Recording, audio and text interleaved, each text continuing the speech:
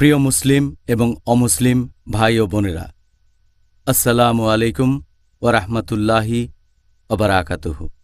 আমাদের স্রষ্টা মহান আল্লাহ তাআলার দয়া, শান্তি ও রহমত আপনাদের সবার উপরে বর্ষিত হোক। এই অনুষ্ঠানে স্বাগতম। Ramzan a date with doctor Zakir. আমি আপনাদের হোস্ট ইউসুফ চেম্বার্স। আর আজকের আমাদের অনুষ্ঠানের আলোচনার বিষয় লাইলাতুল কদর, অর্থাৎ বিধান দেয়ার রাত অথবা ক্ষমতার রাত। ডক্টর জাকির, আরও একবার আসসালামু আলাইকুম।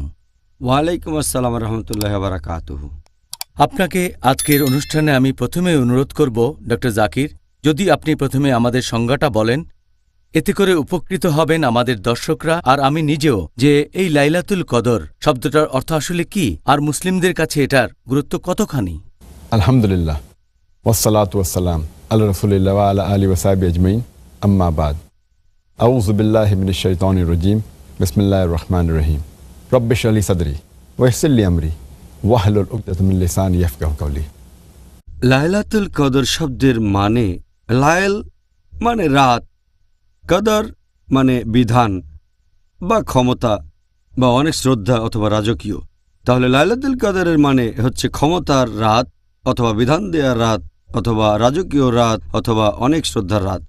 আর লাইলাতুল কদরের গুণের কথা যদি বলতে হয়, এটা যে রমজান মাসের শ্রেষ্ঠ রাত শুধু তাই নয়, সারা বছরের মধ্যে এটা হচ্ছে শ্রেষ্ঠ রাত। এই রাতেই পবিত্র কোরআন অবতীর্ণ হয়েছিল।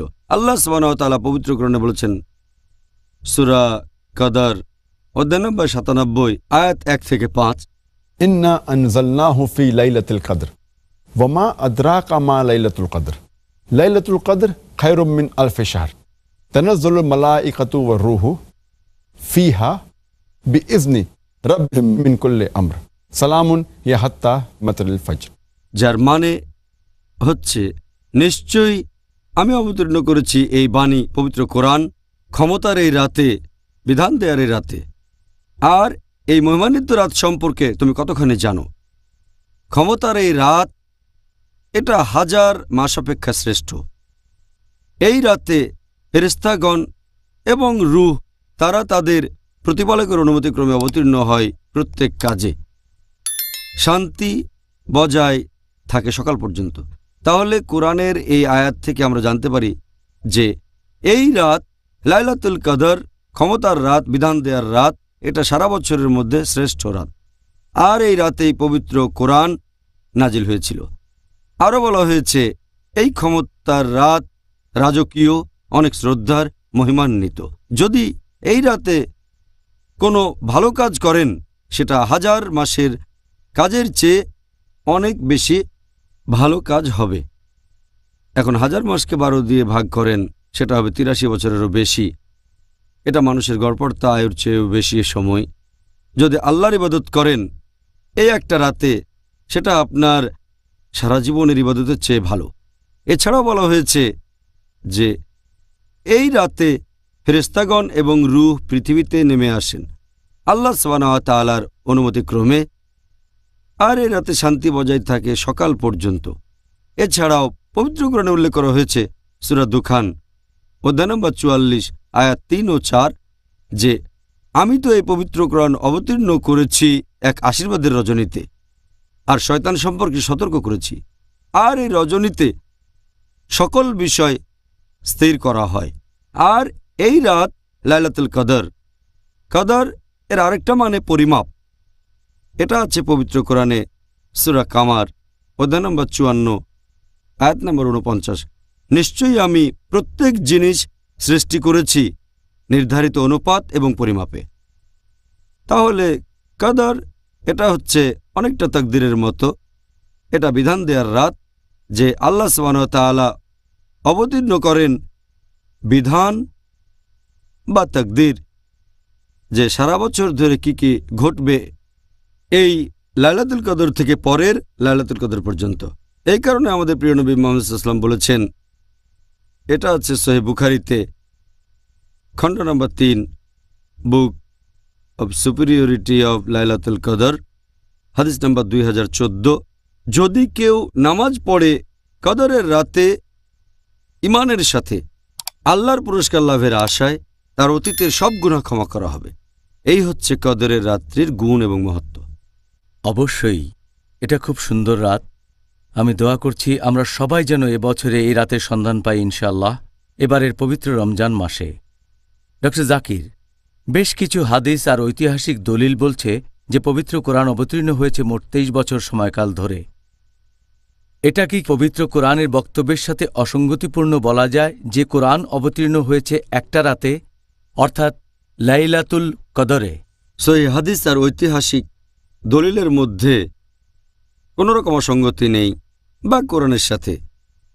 কারণ যদি পবিত্র কোরআনের তাফসির পড়েন যে কোরআন অবতীর্ণ হয়েছে লাইলাতুল কদরে, এর মানে আল্লাহ সুবহানাহু ওয়া তাআলা কোরআন অবতীর্ণ করেছেন লৌহে মাহফুজ থেকে, সংরক্ষিত ফলক থেকে পাঠিয়েছেন নিচের আসমানে পবিত্র কদরের রাতে।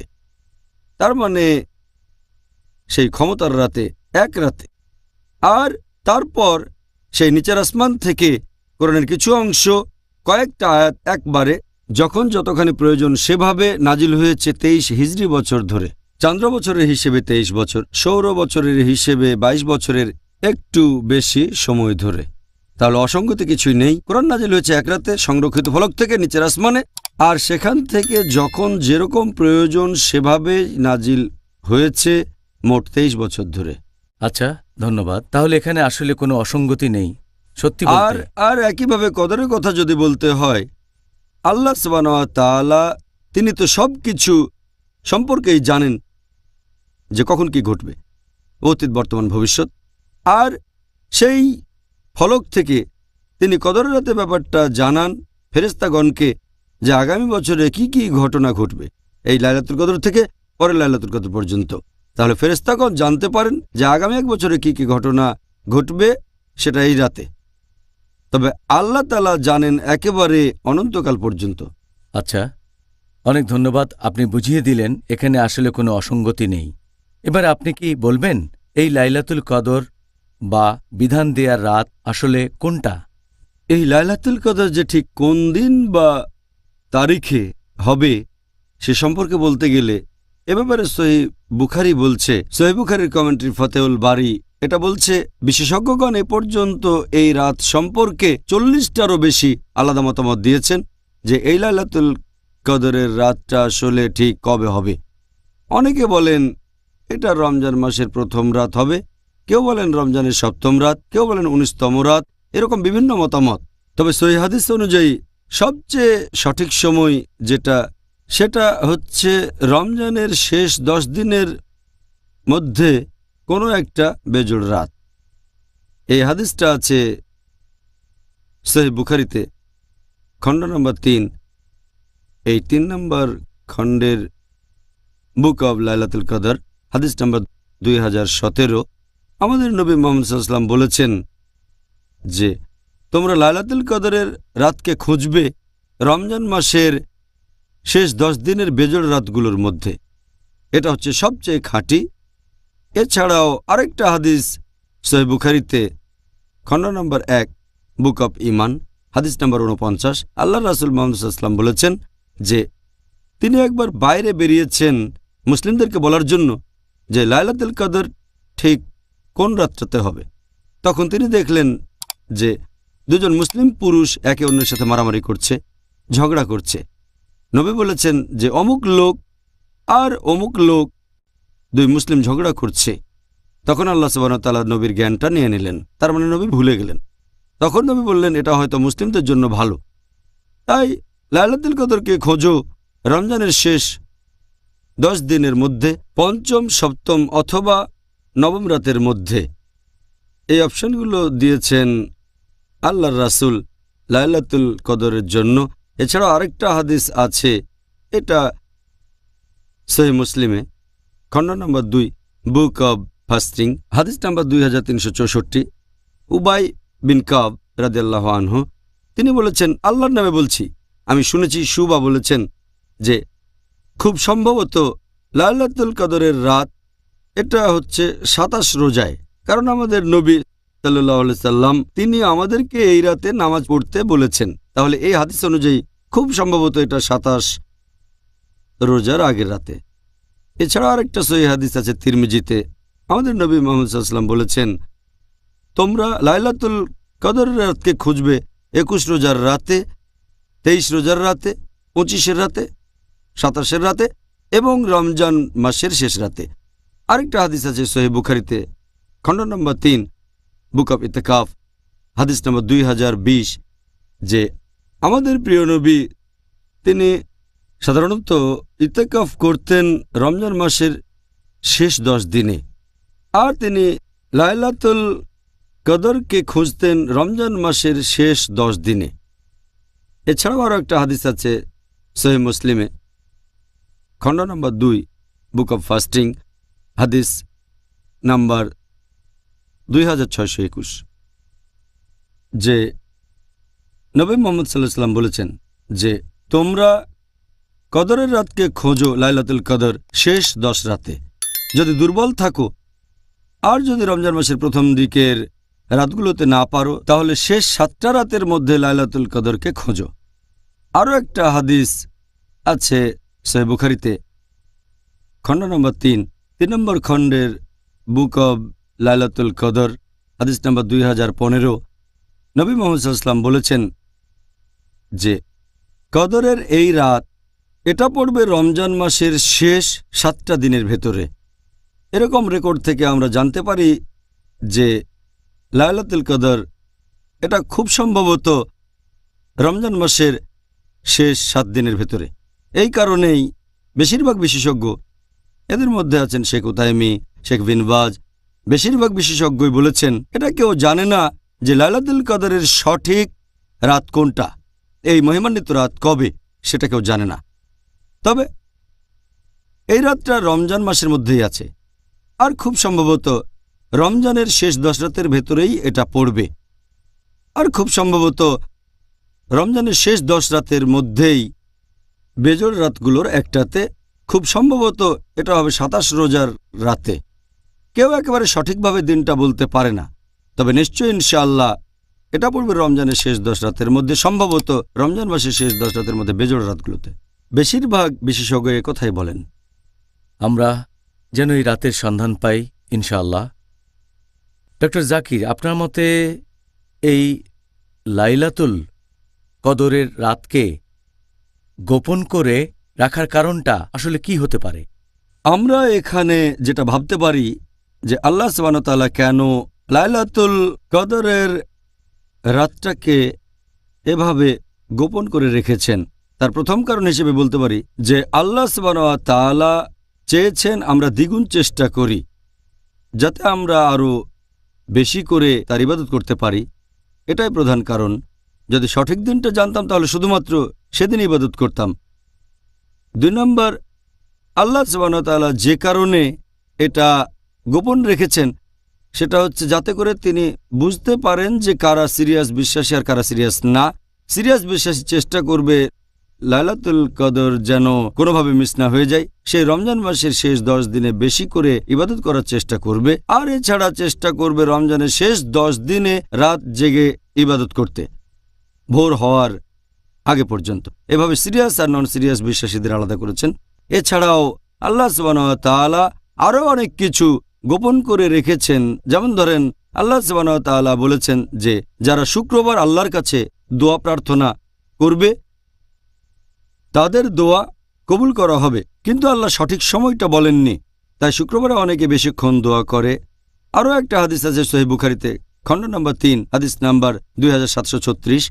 আমাদের নবী মুহাম্মদ সাল্লাল্লাহু আলাইহি ওয়াসাল্লাম বলেছেন যে আল্লাহর 99টা নাম আছে, 100-1, আর যে এই নামগুলো জানে সে বেহেশতে যেতে পারবে। তবে আল্লাহ সুবহানাহু ওয়া তাআলা বা নবী 99টা নামের সবগুলো বলেননি, আর আমরা আল্লাহ সুবহানাহু ওয়া তাআলার যতগুলো নাম জানি সেগুলোই মনে রাখার চেষ্টা করি।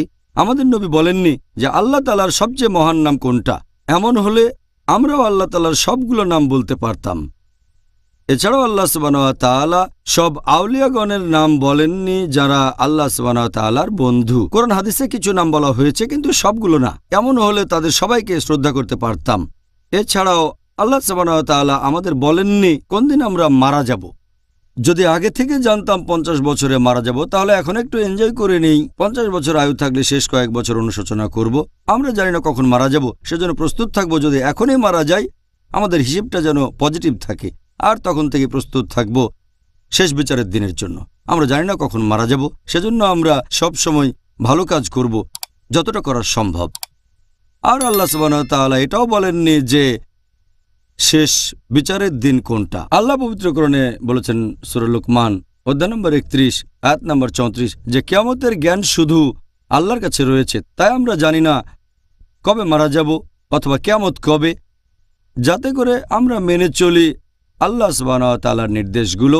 এ কারণেই আল্লাহ সুবহানাহু ওয়া তাআলা লাইলাতুল কদরের রাতটা নির্দিষ্ট করে আমাদের বলেননি।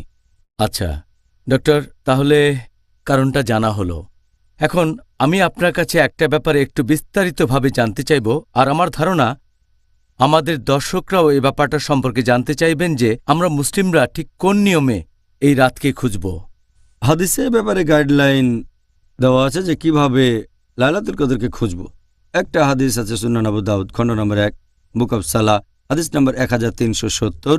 আবু যর রাদিয়াল্লাহু আনহু তিনি বলেছেন যে আমরা আল্লাহর রাসূলের সাথে সাথে রমজানে রোজা পালন করতাম। নবী আমাদের নামাজ পড়ার জন্য কখনো ঘুম থেকে ডেকে তুলতেন না, শুধুমাত্র রমজান মাসের শেষ 7টা রাতে। শেষ সময় রাতের প্রথম তৃতীয়াংশে নামাজ পড়তাম। ষষ্ঠ রাতে তিনি আমাদের ঘুম থেকে ডেকে তুলতেন না, আর তারপর পঞ্চম রাতে তিনি আমাদের ঘুম থেকে ডেকে তুলতেন। আমরা নামাজ পড়তাম মাঝরাত পর্যন্ত। আর নবীর যখন যাওয়ার সময় হতো, সাহাবেগণ বলতেন, আপনি আমাদের সাথে সারা রাত নামাজ পড়লেন না কেন? তখন নবী বলতেন, ইমাম যতক্ষণ পড়ান ততক্ষণ নামাজ পড়লে ধরে নেওয়া হবে তোমরা সারা রাত পড়েছ। এছাড়াও আরেকটা হাদিস আছে সহিহ বুখারীতে খণ্ড নম্বর 3 নম্বর খণ্ডে বুক অব লাইলাতুল কদর হাদিস নাম্বার 2014 যে কেউ যদি নামাজ পড়ে লাইলাতুল কদরের রাতে পূর্ণ ঈমান নিয়ে আল্লাহর কাছে পুরস্কারের আশায়, তার আগের সব গুনাহ ক্ষমা করা হবে। এছাড়াও একটা হাদিস আছে তিরমিজিতে হাদিস নাম্বার 3512। হযরত আয়েশা রাদিয়াল্লাহু আনহা আমাদের নবীর স্ত্রী, তিনি আমাদের প্রিয় নবীকে জিজ্ঞেস করলেন যে আমি যদি লাইলাতুল কদর খুঁজে পাই তখন কি করব? তখন নবী বললেন যে তুমি তখন দোয়া করবে আল্লাহ তাআলার কাছে, বলবে যে হে আল্লাহ সুবহানাহু ওয়া তাআলা, তুমি তো পরম ক্ষমাশীল, তুমি ক্ষমা করা পছন্দ করো, সেজন্য আমাকে ক্ষমা করো।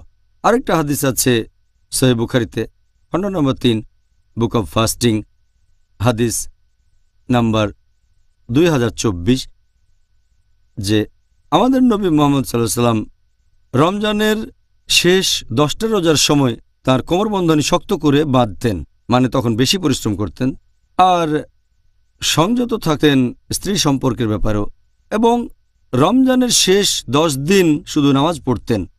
তিনি পরিবারের সবাইকে ঘুম থেকে ওঠাতেন।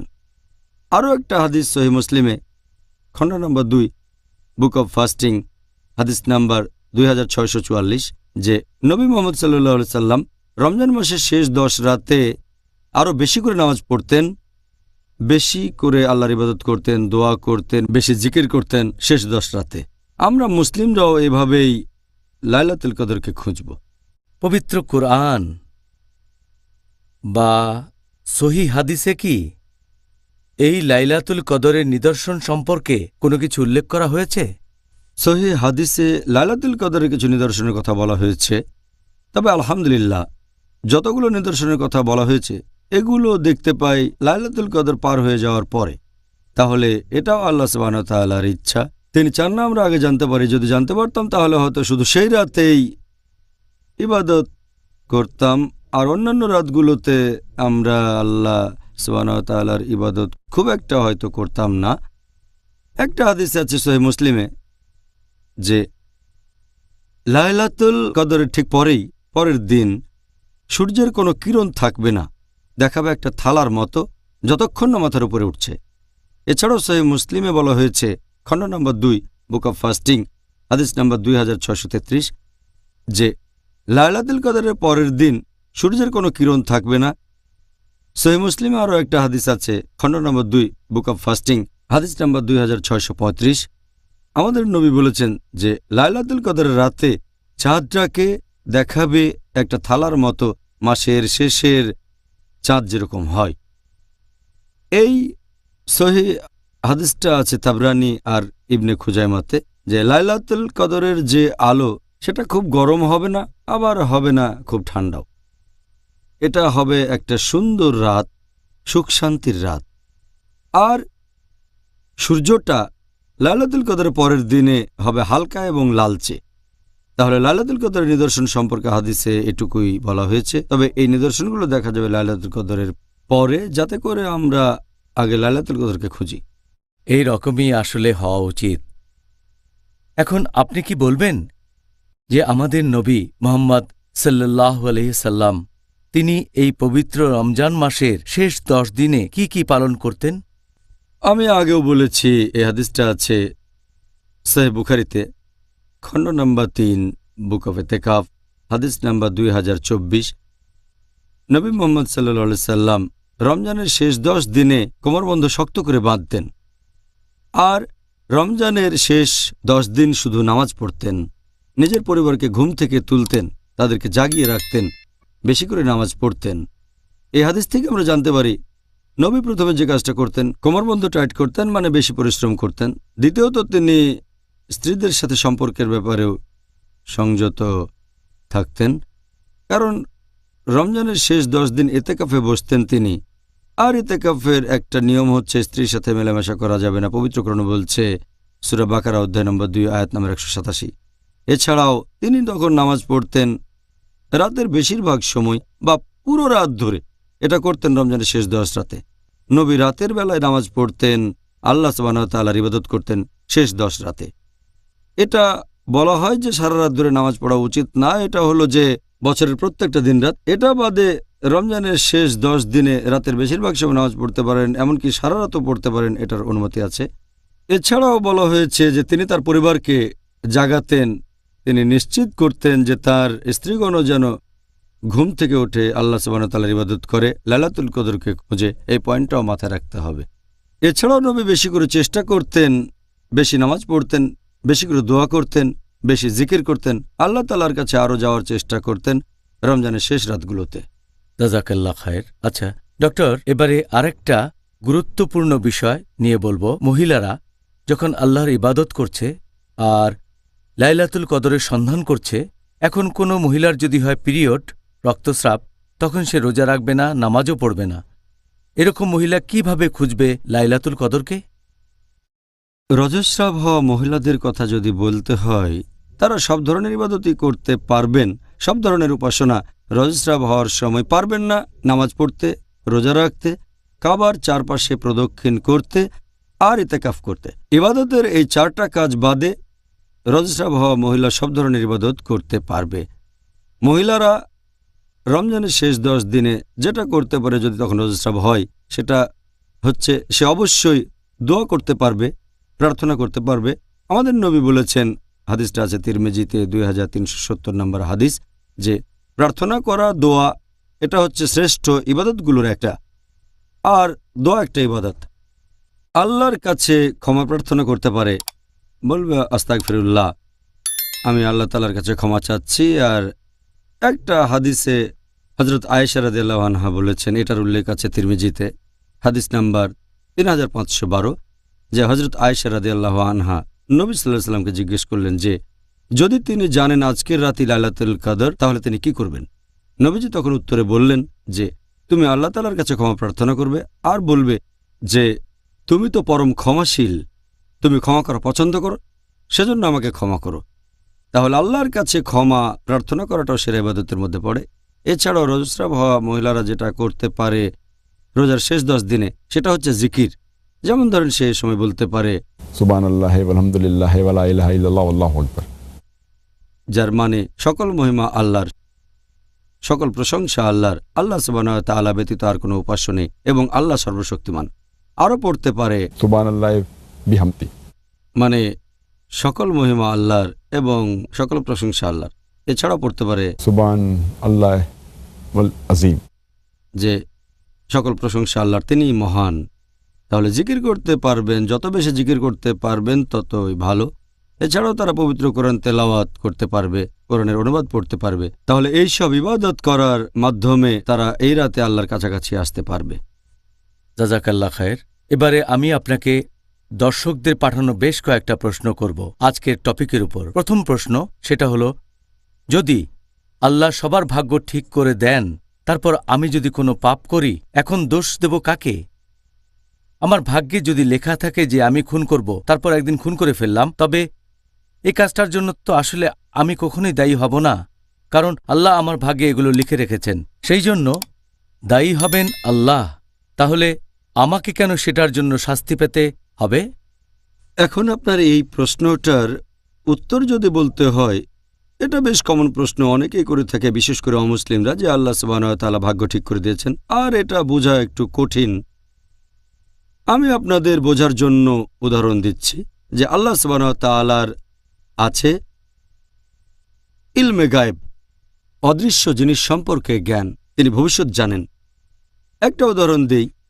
ধরেন একটা ক্লাসে একজন টিচার আছেন যিনি ছাত্রদের পড়ান। 1 বছর যাওয়ার পরে, পরীক্ষা শুরু হওয়ার আগে, টিচার অনুমান করলেন যে এই ছেলেটা পরীক্ষায় ফার্স্ট ক্লাস ফার্স্ট হবে, এই ছেলেটা সেকেন্ড ক্লাস পাবে, এই ছেলেটা পরীক্ষায় ফেল করবে।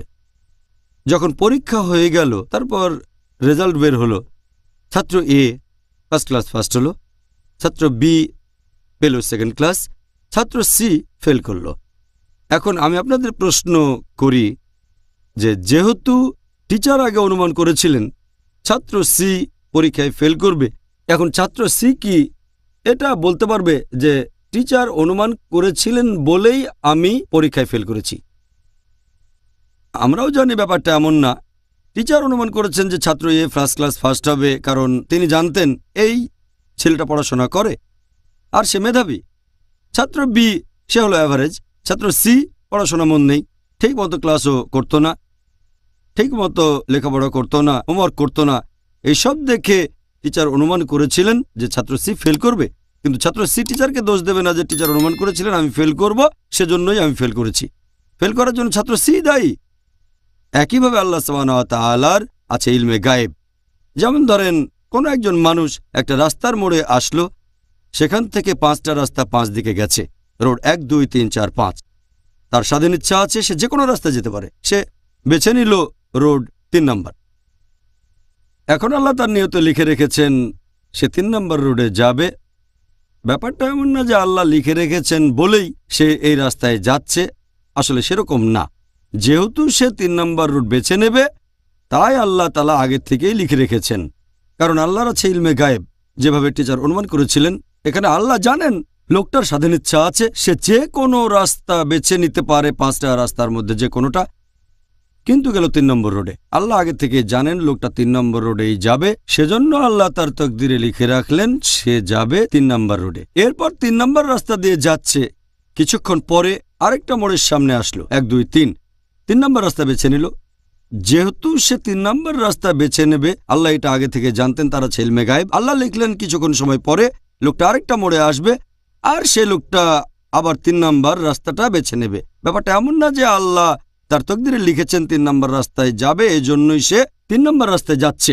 যেহেতু সে 3 নম্বর রাস্তায় যাবে, আল্লাহ আগেই লিখে রেখেছেন। এটা বোঝা একটু কঠিন, তবে আল্লাহ তাআলার রয়েছে ইলমে গায়েব। একইভাবে একজন লোক যদি জীবিকা উপার্জন করতে চায়, তার সামনে অনেক উপায় আছে। হয় সে চেষ্টা করে যেতে পারে, পরিশ্রম করতে পারে, কোনো সৎ কাজ করে টাকা উপার্জন করতে পারে, অথবা ডাকাতি করতে পারে, চুরি করতে পারে। এটা তার ইচ্ছা, সে ঠিক করলো সে চুরি করবে। আল্লাহ আগে থেকে জানেন যে 25 বছর বয়সে তার সামনে টাকা উপার্জনের সদুপায় থাকবে, অথবা চুরি করবে, কিন্তু সে চুরি করবে। যেহেতু আল্লাহ আগে থেকে জানেন লোকটা চুরি করবে, সেজন্য তার তকদিরে লিখলেন সে চুরি করবে। ব্যাপারটা এমন না যে আল্লাহ লিখেছেন বলে লোকটা চুরি করছে, যেহেতু সে চুরি করবে তাই আল্লাহ আগে লিখেছেন। একইভাবে একটা লোক হয়তো খুন করলো, এটা তার ইচ্ছা, সে চাইলে খুন নাও করতে পারে, অথবা চাইলে খুন করতে পারে, এটা তার হাতে। আর সে খুন করলো, এখানে দোষটা কার? দোষ সেই মানুষটার। তাহলে আমরা বুঝতে পারছি যে আল্লাহর আছে ইলমে গায়েব। আর সেজন্যই উর্দুতে একটা কথা আছে, একটা শায়ের আল্লামা ইকবালের, বলা হয়েছে, खुद ही को कर इतना बुलंद कि हर तकदीर के पहले खुदा अपने बंदे से खुद पूछे बताते ही रजा क्या है। যার মানে নিজেকে এতই মহান করে তোলো যে আল্লাহ তোমার নিয়তি লেখার আগে তোমাকে জিজ্ঞেস করবেন তোমার ইচ্ছাটা কি। আপনাকে অনেক অনেক ধন্যবাদ। আপনি খুব সুন্দরভাবে ব্যাখ্যা করেছেন। আশা করি আমাদের প্রশ্নকারী আর অন্যান্য দর্শকরাও এই ব্যাপারটা খুব ভালোভাবে বুঝতে পেরেছেন। দ্বিতীয় প্রশ্ন, এটা কতখানি সঠিক যে কিছু লোক এভাবে দোয়া করে যে, হে আল্লাহ, আমি তোমাকে আমার নিয়তি বদলাতে বলছি না, বরং তার বদলে বলছি তুমি আমাকে এ পরীক্ষায় সাহায্য করো। আমি জানি যে অনেক মুসলিম এই দোয়াটা পড়ে, তবে এটা আল্লাহর কাছে দোয়া করার সঠিক নিয়ম না। কারণ আল্লাহ আমাদের বলেছেন যে আমরা তার কাছে প্রার্থনা করতে পারি, যে কোনো কিছু ক্ষমা প্রার্থনা করতে পারি, ভালো জিনিস চাইতে পারি। আমরা এটাও বলতে পারি, যদিও আমাদের নিয়তিতে লেখা আছে যে খারাপ কিছু ঘটবে, অশুভ কিছু ঘটবে আমার জীবনে, তবুও ভালো জিনিস আমি চাইতে পারি। তাই এভাবে বলা ভুল যে আমি তোমার বিধান বদলাতে বলছি না, তবে আমাদের সাহায্য করো। আর পবিত্র কোরআনে বলা হয়েছে, সূরা ফালাক অধ্যায় নম্বর 13, এখানে বলা হয়েছে যে कुल औज़ु बिरब्बिल फलक। বলো আমি আশ্রয় প্রার্থনা করছি এই ভোরের স্রষ্টার, তিনি যা সৃষ্টি করেছেন তার অনিষ্ট হতে। তাহলে আমরা আল্লাহর কাছে ক্ষমা প্রার্থনা করছি অনিষ্ট হতে, আশ্রয়ের জন্য। এই হাদিসটা আছে সহিহ বুখারীতে, খণ্ড নম্বর 9, বুক অব কদর, হাদিস নাম্বার 6616। আমাদের নবী বলেছেন যে তোমরা আশ্রয় নাও আল্লাহ সুবহানাহু ওয়া তাআলার কাছে প্রাকৃতিক দুর্যোগের হাত থেকে বাঁচতে, খারাপ এবং অশুভ কাজের হাত থেকে, এবং শত্রুর আনন্দ উল্লাস থেকে বাঁচতে। তাহলে কদর বদলানোর কথা আল্লাহ সুবহানাহু ওয়া তাআলার কাছে প্রার্থনায় বলতে পারেন। আমি এখানে একটা উদাহরণ দিচ্ছি যে ধরেন একজন ছাত্র কোনো একটা পরীক্ষা দিল আর পরীক্ষাটা ভালো হলো না, সে জানে সে ফেল করতে পারে। সে বাসায় এসে আল্লাহ সুবহানাহু ওয়া তাআলার কাছে দোয়া করল, হে আল্লাহ সুবহানাহু ওয়া তাআলা আমাকে পাশ করিয়ে দাও। আর আল্লাহ সুবহানাহু ওয়া তাআলা তার দোয়া কবুল করলেন। এখন তার কদরে এটা লেখা আছে যে এই ছাত্রটা পরীক্ষায় ফেল করতে পারে। সে বাসায় এসে আল্লাহ তাআলার কাছে দোয়া করল। আল্লাহ তাআলা এটা জানেন যে কেউ তার কাছে প্রার্থনা করবে কি করবে না, আর আল্লাহ এটাও জানেন যে দোয়া কবুল করবেন কি না। তাহলে অরিজিনাল কদরে লেখা আছে সে পরীক্ষায় ফেল করবে। আল্লাহ এটাও আগে থেকে জানেন ছেলেটা বাসায় এসে আল্লাহর কাছে দোয়া করবে পাশের জন্য, যাতে সে পরীক্ষায় উত্তীর্ণ হতে পারে। আল্লাহ এটাও জানেন তিনি তার দোয়া কবুল করবেন, ছেলেটা পরীক্ষায় পাশ করবে। তাহলে এখানে কদর ঠিক আছে, সে পাশ করেছে, কিন্তু আগের কদর যেখানে লেখা আছে সে ফেল করবে, যখন দোয়া করল তখন আগের কদরটা বদলে গেল। তবে আল্লাহর আছে ইলমে গায়েব যে ছেলেটা দোয়া করবে কি করবে না। সেজন্য আমরা সবসময় দোয়া করব আল্লাহ সুবহানাহু ওয়া তাআলার কাছে, তার কাছে ক্ষমা প্রার্থনা করব এবং সাহায্য চাইব। তাহলে এটাও কদরে লেখা আছে ছেলেটা দোয়া করবে, আল্লাহ তার দোয়া কবুল করবেন আর সে পাশ করবে।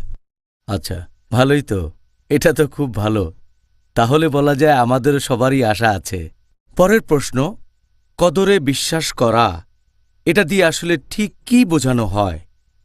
কদরে বিশ্বাস করার কথা যদি বলতে হয়, এটা হচ্ছে ঈমানের স্তম্ভগুলোর একটা।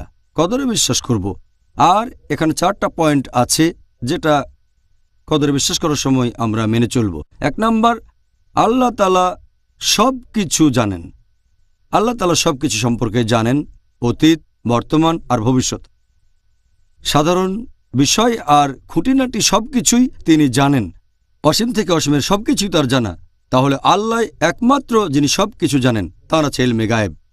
2 নম্বর পয়েন্ট, আল্লাহ সুবহানাহু ওয়া তাআলা এগুলো রেখেছেন লিখে লৌহে মাহফুজে, একটা সংরক্ষিত ফলকে। আর এই 2টো পয়েন্ট কদর নিয়ে এটা আছে সূরা হজে অধ্যায় নম্বর 22, আয়াত নম্বর 70, যে তুমি কি জানো না আল্লাহ সুবহানাহু ওয়া তাআলা আকাশ ও পৃথিবীতে যা আছে সবই জানেন। নিশ্চয়ই সকলেই আছে একটা কিতাবে, আর তার নিকট এটা সহজ।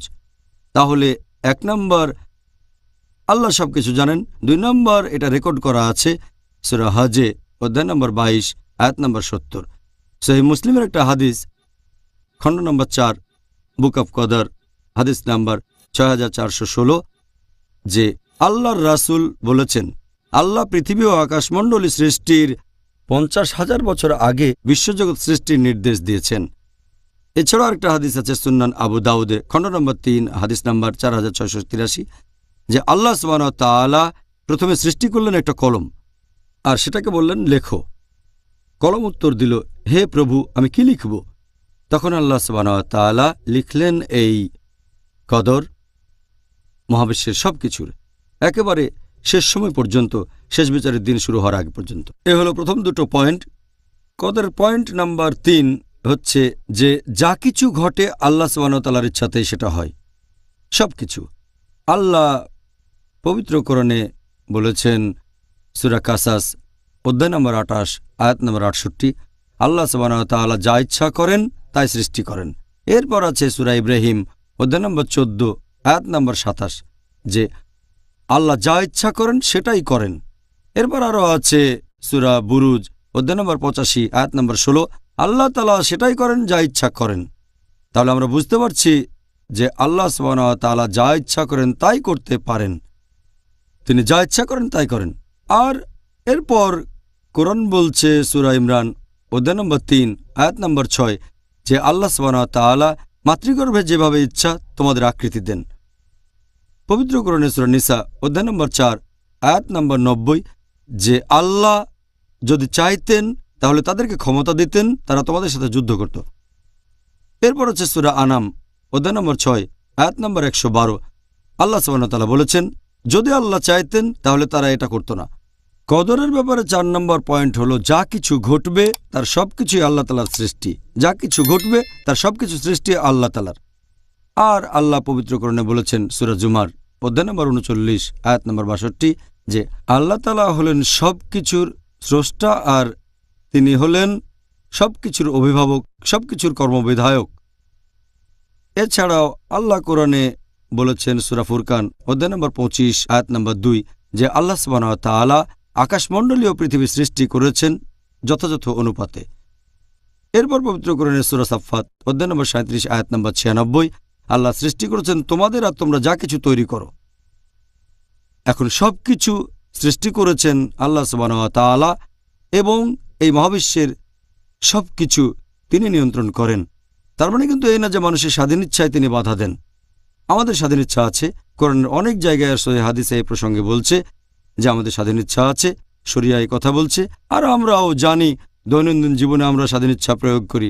এছাড়াও আল্লাহ পবিত্র কোরআনে বলেছেন সূরা বাকারা অধ্যায় 2 আয়াত নম্বর 223, এখানে স্ত্রী সহবাসের কথা বলছে, যে তোমরা তোমাদের শস্য ক্ষেত্রে গমন করতে পারবে যেভাবে ইচ্ছা, তার মানে স্বাধীন ইচ্ছা।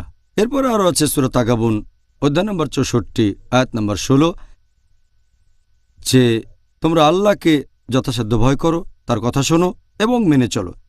এছাড়া আরও আছে সূরা বাকারা অধ্যায় 2 আয়াত নম্বর 286, যে আল্লাহ সুবহানাহু ওয়া তাআলা কারো উপরেই তার সাধ্যের অতিরিক্ত দায়িত্ব অর্পণ করেন না। ভালো যা কিছু উপার্জন করে সে প্রতিফল তার, আর মন্দ যা করে সে প্রতিফলও তার জন্য। এটার ভিত্তিতে বলা যায় প্রত্যেক মানুষের স্বাধীন ইচ্ছা আছে। আর আমাদের দৈনন্দিন জীবনেও এটা দেখি, যেমন ধরেন আল্লাহ সুবহানাহু ওয়া তাআলা কিছু জিনিস আগে ঠিক করে রেখেছেন। তিনি আগেই ঠিক করে রেখেছেন মৃত্যুর ব্যাপারটা আর জন্মের ব্যাপারটা। এগুলো বাদে সব জায়গায় আল্লাহ স্বাধীন ইচ্ছা দিয়েছেন। আমি চাইলে হাত উপরে তুলতে পারি অথবা হাত নামাতে পারি, আমি চাইলে হাঁটাচলা করতে পারি অথবা বসতে পারি, এটা আমার ইচ্ছা। তবে কিছু জিনিস যেমন ধরেন আমাদের হার্টবিট, এটা চলে আল্লাহ সুবহানাহু ওয়া তাআলার ইচ্ছায়। আমি যদি চাই হার্টবিট বন্ধ করব, সেটা আমি পারবো না। আর শীত লাগলে আমরা ঠান্ডায় কাঁপি, আমি চাইলে কাঁপুনি বন্ধ করতে পারবো না, এটা আল্লাহ সুবহানাহু ওয়া তাআলার ইচ্ছা। তাহলে আল্লাহ মানুষকে স্বাধীন ইচ্ছা দিয়েছেন, সেজন্য মানুষ যদি কোনো খারাপ কাজ করে, কোনো পাপ করে, এজন্য সে দায়ী নিজে। আল্লাহ পবিত্র কোরআনে আমাদের নির্দেশ দিয়েছেন কোনটা ভালো আর কোনটা খারাপ। জাযাকাল্লাহ খায়ের। ডক্টর জাকির, পরের প্রশ্ন, এটাকে কি পবিত্র কোরআনের অসঙ্গতি হিসেবে উল্লেখ করা যায় যে কোরআনের অনেক আয়াতে এরকম বলা হয়েছে যে সবকিছু ঘটে আল্লাহ সুবহানাহু ওয়া তাআলার ইচ্ছায়, আবার কোরআনে আরেকটা উল্লেখ করা হয়েছে যে ভালো সবকিছু আল্লাহর তরফ থেকে আর খারাপ বা মন্দ কিছু আমাদের নিজেদের কারণে। কোরআনে এরকম অনেক আয়াত আছে যেখানে বলা হয়েছে যে যা কিছু ঘটে সবকিছু আল্লাহ সুবহানাহু ওয়া তাআলার ইচ্ছা। আগের প্রশ্নের উত্তরে এটা বলেছি। আবার পবিত্র কোরআনে আছে সূরা নিসা অধ্যায় নম্বর 4 আয়াত 79, কল্যাণকর যা কিছু ঘটে তা আল্লাহ সুবহানাহু ওয়া তাআলার ইচ্ছায়, যা অকল্যাণকর সেগুলো সব মানুষের কারণে। হঠাৎ করে দেখলে মনে হবে এটাতে বোধহয় অসঙ্গতি, তবে যদি একটু ভালো করে দেখেন এখানে কোনো অসঙ্গতি নেই। যেমন ধরেন ইলেকট্রিসিটি আসে হেড পাওয়ার স্টেশন থেকে, পাওয়ার আসছে হেড স্টেশন থেকে। এটা দিয়ে চালাতে পারেন বিভিন্ন জিনিস, বিভিন্ন রকমের যন্ত্রপাতি, বিভিন্ন মেশিনারি। কিন্তু আপনি যদি আঙ্গুল দেন কোনো একটা তারে তাহলে শক খাবেন। পাওয়ার আসছে হেড স্টেশন থেকে, হেড ইলেকট্রিক স্টেশন, কিন্তু যদি সেখানে আঙ্গুল দেন যে কাজটা আসলে আপনার মোটেও করা উচিত না তাহলে শক খাবেন। ভালোটা আসছে পাওয়ার স্টেশন থেকে, কিন্তু যদি পাওয়ার বিচ্ছিন্ন করা হয় সে হেডকোয়ার্টার থেকে তাহলে আপনি শক খাবেন না। শক খেলে বলতে পারবেন না যে হেড স্টেশন থেকে পাওয়ার আসছে এজন্য তারাই দায়ী। আপনি নিজেই তো সেই বিদ্যুতের তারে হাত দিয়েছিলেন, দোষটা আপনার।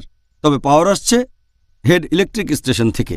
আমি আরেকটা সহজ উদাহরণ দিই যে বাবা পরিবারের প্রধান, উপার্জন করেন, পরিবারের জন্য খরচ করেন, তাহলে সেই বাবা সব ধরনের খরচের জন্য দায়ী। আর একই সাথে তিনি ছেলেকে হাত খরচ দেন। এখন হাত খরচের টাকা দিয়ে সেই ছেলে হয়তো জুয়া খেলল, অ্যালকোহল পান করল, এখানে দোষটা কার? জুয়া খেলা আর অ্যালকোহল পান করার জন্য এখানে দায়ী হচ্ছে সেই ছেলেটা, কিন্তু টাকা আসছে বাবার কাছ থেকে। ঘটনাটা ঘটছে তার বাবার টাকা দিয়ে, কিন্তু এর জন্য দায়ী কে? ছেলে। একইভাবে সবকিছু আল্লাহ সুবহানাহু ওয়া তাআলার ইচ্ছাতেই হয়, তবে ভালো কিছু ঘটলে সেটা আল্লাহ সুবহানাহু ওয়া তাআলার কাছ থেকে, খারাপ কিছু আমাদের নিজেদের কারণে। আশা করি এই উদাহরণে আপনারা এটা বুঝতে পারবেন যে এই আয়াত দুটোতে কি বলা হয়েছে এটা অসঙ্গতি নয়, বরং এখানে পরিষ্কার করা হয়েছে। আচ্ছা, ধন্যবাদ ডক্টর জাকির। আপনি খুব সুন্দরভাবে উত্তর দিয়েছেন, আর আমাদের দর্শকরাও এটা ভালোভাবে বুঝতে পারবেন ইনশাআল্লাহ। ডক্টর জাকির, আজকের অনুষ্ঠানে আপনার কাছে আমার শেষ প্রশ্ন হচ্ছে যে একজন মুসলিমের জীবনে কোনো বিপর্যয় আসলে সে তখন কিভাবে তার সামনে দাঁড়াবে?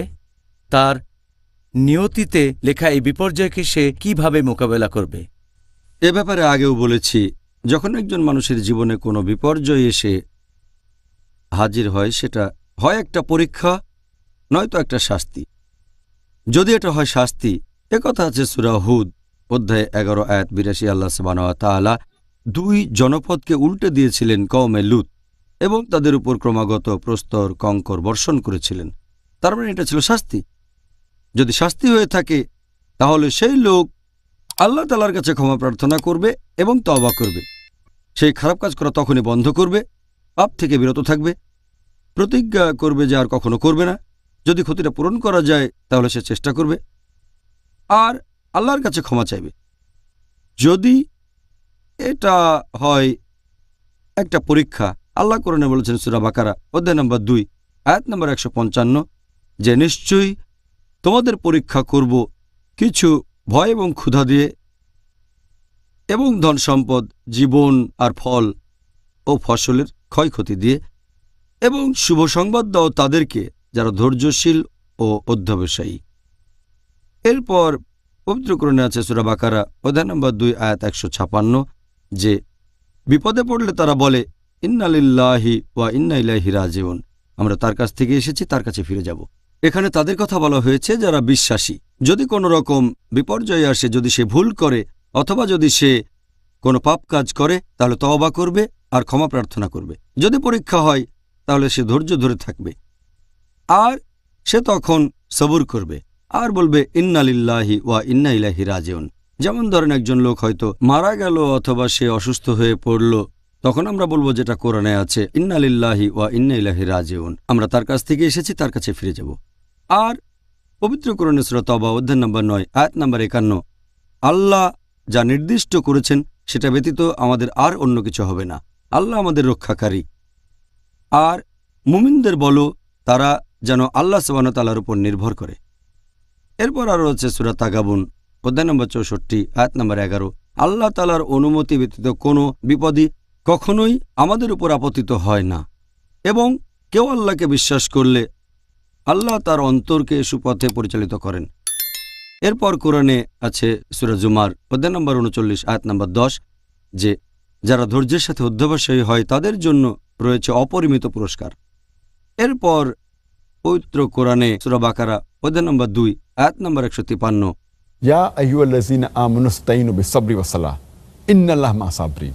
হে মুমিনগণ, আল্লাহর সাহায্য প্রার্থনা করো ধৈর্য, অধ্যবসায় ও নামাজের মাধ্যমে।